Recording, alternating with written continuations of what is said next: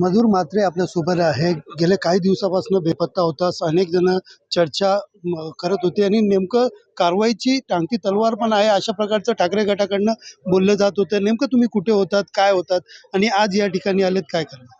आज मी इथला स्थानिक नगरसेवक म्हणून आज पाहणी दौरा आहे. त्या पाहणी दौऱ्याच्या अनुषंगाने मी इथे उपस्थित राहिलेलो आहे आणि इतक्या दिवसांपासून जी चर्चा चालू आहे, तर मी तुम्हाला सांगू इच्छितो की मी विपासनाला होतो. त्याच्या अगोदर काही आमचे मागण्या होत्या देवाकडे, जे नगरसेवक झाल्यानंतर मला पूर्ण करायच्या होत्या. त्या अनुषंगाने मी बाहेर गेलो होतो आणि मी आता आलेलो आहे. जे आमचे पक्षश्रेष्ठी आहे त्यांच्यासोबत चर्चा चालू आहे. जे काय नोटिसा वगैरे जे घडलंय त्याच्याबद्दल आम्ही योग्यरित्या उत्तरं पण देत आहोत आणि ते त्यांच्यापर्यंत पोहोचणारच नक्की. आणि येणाऱ्या काळात माझी काय भूमिका असेल तेही तुम्हाला पूर्णपणे आम्ही सविस्तर माहिती देऊ.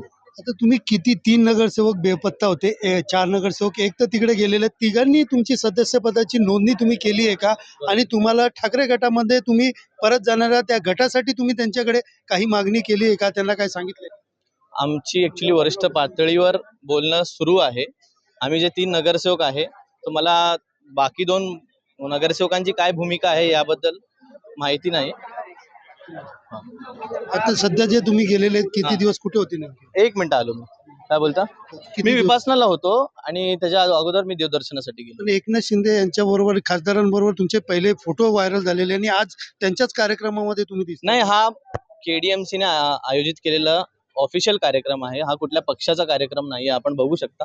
आणि मी इथला स्थानिक नगरसेवक असल्यामुळे हा जो पूल आहे तो माझ्या वॉर्डमधून सुरू होऊन कल्याण वेस्टला जातो. त्या अनुषंगाने मी ते उपस्थित राहिलेलो आहे. पुढची भूमिका काय असणार आहे? तुम्ही नेमकं कुठं- लवकरच कळवतो.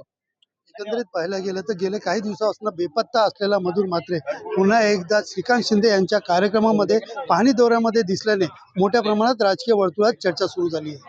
सुनील जाधव, TV9 मराठी, कल्याण.